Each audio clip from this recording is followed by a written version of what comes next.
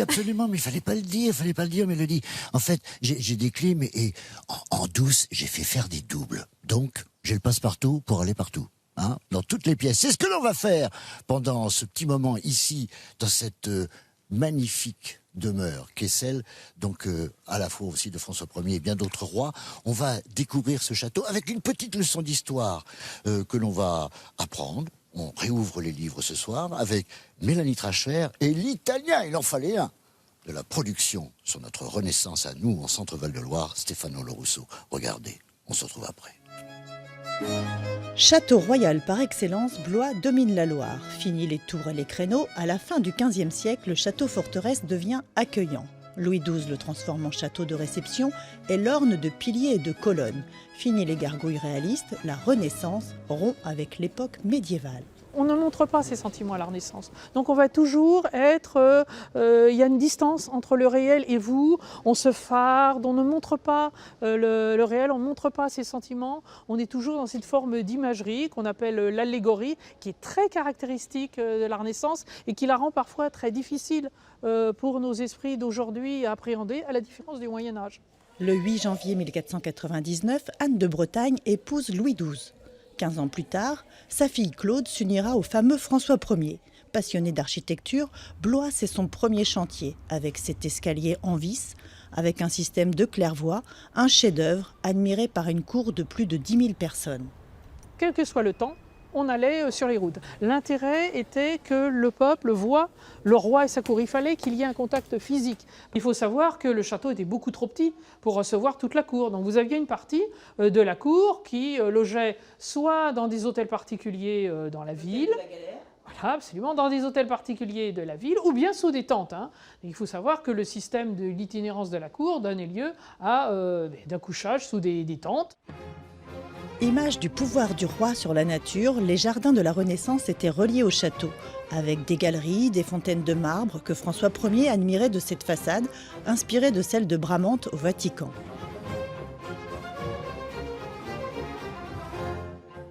Des jardins abandonnés ensuite au XVIIe siècle. Et oui, c'est vrai que dommage que ces jardins aient été abandonnés qui entouraient le château, parce que là j'ai une spécialiste avec moi, c'est même la conservatrice en chef de ce château de Blois, c'est Elisabeth La Trémoillère. On se connaît depuis un certain nombre d'années quand même, et on parle de ce château qui est vraiment tellement emblématique de la Renaissance. Il l'est parce qu'il raconte l'histoire de la Renaissance, l'histoire des châteaux de la Renaissance depuis la fin du Moyen-Âge et jusqu'au moment où on arrive à l'époque classique. Donc c'est l'histoire vivante de la Renaissance. Voilà, et l'histoire, est-ce qu'elle est liée? On va voir des images d'ailleurs du château vu du ciel, il est encore plus beau. Vu du ciel, c'est souvent beaucoup plus beau. Est-ce que... finalement, François Ier, c'est lui qui va quand même mettre la touche la plus importante à ce château. Ah ben c'est lui, tout à fait. Oui, c'est lui. Enfin, c'est lui qui effectivement. Alors c'est pas lui qui en fait un château Renaissance, c'est quand même Louis XII qui démarre. Mais François Ier va en faire un château d'exception. C'est son premier chantier. Il a 20 ans. Il veut que ce soit quelque chose de prestigieux, qui tout de suite rende compte du grand roi qu'il voudrait être. Oui, parce que faut savoir que il est élevé sur des chantiers de châteaux, François Ier. Il adore ça, il se passionne aussi pour l'architecture. Oui, il se passionne pour l'architecture parce que pour lui, l'architecture, c'est un moyen de montrer qu'il est puissant, qu'il a du prestige. C'est une mise en scène du grand roi qu'il veut être et qu'il pense être. Très bien, et qu'il sera. Alors, je sais que vous êtes bien fatigué en ce vendredi soir, car vous préparez une exposition, m'a-t-on dit. Oui, absolument. Sur la Renaissance. Et sur les enfants de la Renaissance. Les enfants de la Renaissance. Enfants de la Renaissance. Donc l'enfance, la naissance, on part de la naissance. L'accouchement, bien sûr, la petite enfance, comment ils jouaient, comment ils vivaient, est-ce qu'ils avaient des chambres ou pas, comment vivaient les enfants à la cour, qu'est-ce qui se passait à la cour de France, comment ils étaient éduqués. Parce que la Renaissance, c'est un moment important. Pour l'enfant, c'est le moment où on va considérer l'enfant comme une personne. Quelqu'un de différent. Ah, ça c'est important. Quelqu'un de différent qui n'est plus un humain, simplement un humain en devenir, mais entre en compte à ce moment-là le sentiment de l'enfance et ce qu'on va appeler aussi le sentiment de famille. Donc on commence à faire des portraits d'enfants, à faire des portraits de famille, et l'intérêt à l'enfance est lié à ce que je vous disais, à la femme, à l'accouchement. Bien sûr. Et alors cette exposition va démarrer quand ? le 17 mai. Inauguration le 17 mai, ouverture au public le 18 mai. Bien. Alors, justement, on parlait de l'enfance. Merci de nous avoir reçus cette journée dans ce magnifique château. C'est un plaisir. Bah oui, je sais. Et on va parler d'un autre personnage. C'est Léonard de Vinci, qui a eu une enfance un peu particulière, parce que il était entre un fils, un enfant illégal, et pourtant, il en a rêvé des lieux, il en a rêvé des choses, comme une cité extraordinaire, pas très loin d'ici, à Romorantin. On regarde le reportage de Marine Rondenier et de Charles Krief.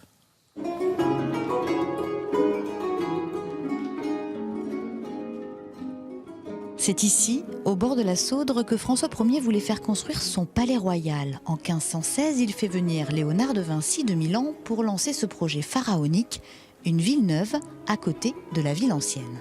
La rivière, c'est très important puisque d'abord c'est une société qui est proche de la nature et l'hydraulique est très importante dans les préoccupations de Léonard. Et la rivière aussi, derrière la rivière, il y a le projet de canal, de navigation sur la Saule, et il y a aussi le projet des spectacles sur l'eau avec les gradins qui sont au bord du palais. Si François Ier choisit Romorantin, c'est aussi pour être proche du château de sa mère, Louise de Savoie. Au musée de Sologne est conservée la maquette du projet. Elle a été réalisée à partir d'une quinzaine de dessins de Léonard de Vinci, réunis dans des codex. C'est une ville pour la cour. Donc c'est un beau palais pour le roi, des écuries royales, puisque à l'époque c'est des centaines de chevaux, et c'est très important, et des maisons pour la cour. Le tout sur 400 mètres de chaque côté de la rivière. Escalier à quadruple révolution, écurie à mangeoires automatiques, double palais de part et d'autre de la Saudre, Léonard de Vinci à carte blanche. Jusqu'en 1518, il fait rehausser le terrain de 4 mètres et commence les canalisations, mais il n'aura pas le temps de terminer. En 1518 déjà, Léonard est malade. Il a probablement fait un AVC et il est paralysé. Donc c'est difficile pour lui de mettre en œuvre un chantier colossal avec de très grosses difficultés techniques. C'est difficile et surtout ça coûte très cher.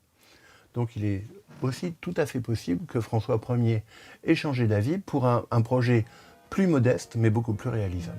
C'est Chambord. L'architecte Dominique de Cortonne commence sa construction en 1519, après la mort de Léonard de Vinci. Il s'inspire des idées de son ami pour Romorantin et va les appliquer au pavillon de chasse qui deviendra grand. Il a fallu 40 ans pour construire Chambord. La cité idéale de Romorantin devait être 4 fois plus grande. Alors voilà, cette cité donc idéale de Romorantin qui fait quelquefois chez les spécialistes un petit peu polémique. En tout cas, de ce que l'on retient de Léonard de Vinci, c'est sa modernité. Et quand on parle de modernité, eh bien, on a envie de dire qu'est-ce qu'il nous en reste aujourd'hui? Est-ce que nous sommes aussi maintenant dans une période de renaissance? On a posé la question au maire de Blois. Écoutez-le.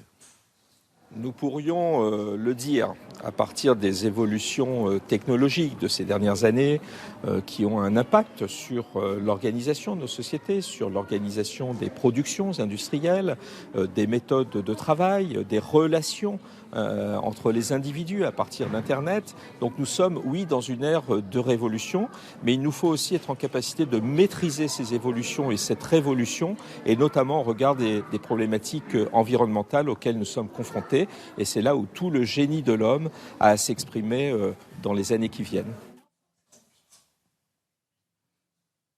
Bien, voilà, ce propos donc de Marc Ricourt sur le génie de l'homme aujourd'hui. Alors justement, avec notre nouvelle invitée, donc Anne-Cécile Tison, vous êtes la directrice des archives départementales. Pourquoi je vous ai fait venir? Parce que vous avez, il y a bien entendu énormément d'expositions et de choses qui se font en ce moment. Vous avez fait un travail justement sur l'architecture, parce que de la Renaissance, on prend généralement principalement et il y a beaucoup de sujets et de thèmes qui ont été abordés, mais principalement l'architecture. Vous faites une exposition de cette époque-là à aujourd'hui. Comment elle a évolué, cette architecture ? Elle a évolué de façon très variée. On évoque, nous, les châteaux, beaucoup pour le XVIe siècle, mais de nos jours, le propos de 2019, c'est le nouveau bâtiment des archives départementales, où cette exposition est présentée. Et donc, pour le XVIe siècle, on évoque un château disparu du Val-de-Loire. Le château de Bury qu'on pouvait voir d'ici, de cette pièce du château. Il a disparu malheureusement. Oui, il a disparu. Ouais. Oui. Et à l'occasion de l'exposition, on présente également un dispositif tout neuf de réalité augmentée. Et si on y va, on peut se retrouver sur le pont de Blois, l'ancien pont, le pont du Moyen-Âge, tel qu'on y était presque il y a 500 ans. Alors, racontez-moi, la réalité augmentée, c'est le truc où on a l'impression d'être... Et en fait, on n'y est pas, c'est ça? On est dedans, on a des lunettes, et on est dedans, on voit le pont, on voit les maisons sur le vieux pont, celui qui s'est écroulé en 1716. Mais là, on est au début du XVIe, et on voit François Ier qui passe sur le pont dans son char, pas vraiment un carrosse, accompagné de Léonard de Vinci. Ils vont sans doute à Chambord pour parler du futur projet du château. Voilà. Quelle belle histoire à raconter. Ça, les marquant. Ah, ça a commencé cette semaine. Ça va jusqu'au mois de juillet, au 12 juillet. Jusqu'au 12 juillet, donc on a largement le temps. Vous avez noté, les téléspectateurs, vous avez largement le temps de venir voir cette exposition. On est bien ici, dans la chambre du roi Henri III, chambre d'Henri III. Et puis, bien entendu, cette chambre qui est tout à fait riche en orfèvrerie. Alors, ce que l'on va faire, en dorure plutôt, ce que l'on va faire maintenant, c'est qu'on a eu la chance, en vous remerciant d'être venu, on a eu la chance d'aller visiter un peu des endroits secrets ou méconnus. Allez, je vous laisse découvrir. Mystère. Bon, quand on regarde comme ça, Yvan, on a l'impression que ce sont des vitrines. Mais en fait, oui, ce sont des vitrines, mais elles ont un sens particulier parce que si on ferme les portes, on ne sait pas qu'il y a des vitrines derrière. Oui, alors nous sommes ici dans le studio lot du château de Blois, un cabinet qui a été commandé pour François Ier. Et nous sommes dans l'esprit humaniste qui consiste à dissimuler certaines choses qui sont exceptionnelles. Et on pouvait effectivement, dans ces placards, y ranger des objets exceptionnels, des livres exceptionnels. Alors tout le monde n'y a pas accès, seul le roi décide de le montrer à celui qui mérite en fait de le découvrir, et le reste de la journée, donc le reste du temps, c'est totalement fermé, et ça s'ouvre uniquement par un mécanisme quasiment secret. Oui, effectivement, si on abaisse la trappe qu'on voit ici, il y a une pédale métallique juste derrière. En l'actionnant, cela libère le système de target, s'abaisse et libère la gâche de la porte qui est repoussée par le ressort. Voilà, et ça, on ne le sait pas forcément que c'est un cabinet, c'est l'ancêtre des cabinets de curiosité peut-être ? Oui, effectivement. Ouais. Bon. C'est cet esprit-là. Je sais que derrière la porte dérobée, il y a quelque chose qui ne se visite pas. En dehors du circuit de visite, effectivement, je vais vous y emmener. C'est vrai ? Oui. Bon, on y va alors. Je vous suis. Au passage, justement, là, on constate à quel point, lorsque les panneaux sont repoussés, on ne voit pas que derrière, il y a un placard. Très bien. Les portes aussi sont-elles dissimulées ? Et donc on passe par une porte dissimulée.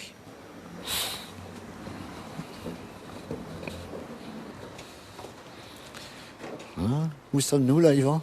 Je vous emmène au premier étage de la tour de Château-Renaud. C'est un petit peu lugubre quand même, hein ? Ça veut rien dire, mais... Et ça va pas s'améliorer. Ah bon ?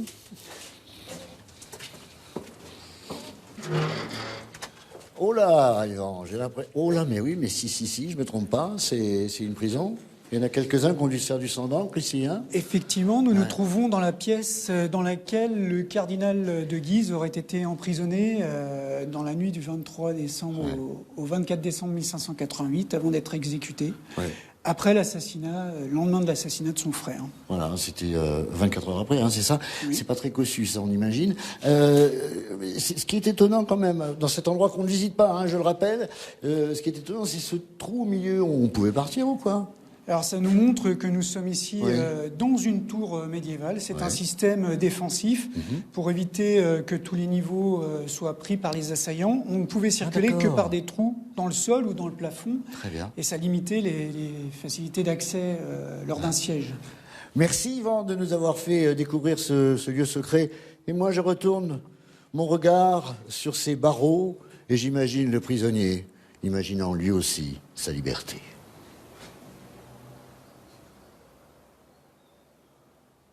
C'est beau, hein, sa liberté. Bah alors justement, on est là avec les trois frères de Guise. Il y a Henri Ier, le fameux duc de Guise, hein, celui qui va être assassiné. C'est celui-là qui était dans la prison et qui sera donc exécuté 24 heures après son frère. Et puis le troisième, devinez ce qui lui est arrivé, ça c'est extraordinaire. Eh bien, il a eu de la chance, il était en vacances. Comme quoi, les RTT, quelquefois, ont du bon. On va parler encore de Léonard de Vinci. Léonard de Vinci, il a créé des tas de... Il a inventé, pas créé, inventé des tas de machines. Et là, cette fois-ci, c'est l'homme, mais un petit peu mécanique. C'est le robot humanoïde. À tout à l'heure. Ne vous méprenez pas, ce n'est pas une vidéo avant-gardiste de Léonard de Vinci au XVe siècle. Voyez plutôt un androïde créé en 2015.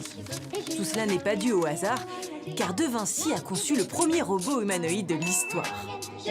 Passionné par l'anatomie humaine, le génie dessine et construit un chevalier mécanique en 1495 dans le Codex Atlanticus. Le robot est revêtu d'une armure de type italo-germanique. Il est capable d'effectuer des mouvements similaires aux nôtres, à ceux des humains. Il se lève et se tient debout, il s'assoit, il agite les bras, il tourne la tête et peut même ouvrir et fermer la mâchoire.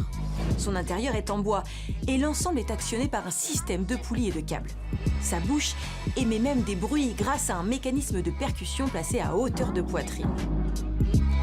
Les proportions anatomiques de cet humanoïde s'inspirent de ses recherches relatives à l'homme de Vitruve. Ces mouvements marquent l'aboutissement de ses précédents travaux sur la cinétique. Léonard confirme encore aujourd'hui son statut de génie. Et voilà, toujours depuis ce château de Blois, avec ici déjeuner Henri III, et recevait ces gens, mais bon, au fur et à mesure que le temps passait, il les éloignait, c'est la raison pour laquelle il y a une barrière. L'agenda avec 2 petits rendez-vous à Dreux, on voyage en région Centre-Val de Loire, des expositions, c'est lié à la Renaissance, bien entendu. Les Métézos, c'est une dynastie d'architectes, c'est au musée de Dreux.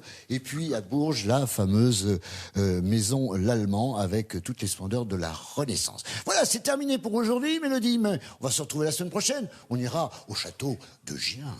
Je ferai des clés aussi.